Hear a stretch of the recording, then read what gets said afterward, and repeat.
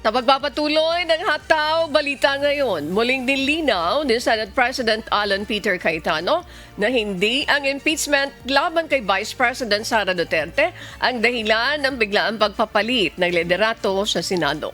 Ayon kay SP Cayetano, walang kaugnayan ng pagpapalit ng Senate leader sa napipintong impeachment trial. Anya, pangunahing dahilan ng pagpapalit ng liderato ay bunsod ng mga isyong panlipunan na hindi natututukan ng nakaraang pamumuno gaya na lamang ng krisis sa langis.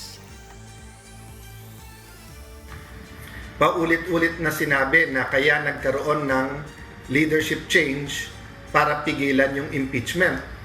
Pero nakita nyo naman po, Wednesday night, nung nakuha natin yung articles of impeachment, kahit na may kaguluhan sa Senate, tinapos po natin. Hindi totoo at propaganda lang at paninira sa bagong majority na yung impeachment ang main reason na pagpapalit, di ba?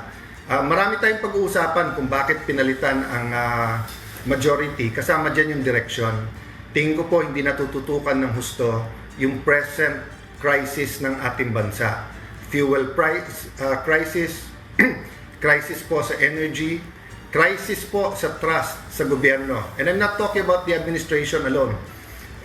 Trust in the legislature, in the House, the Senate,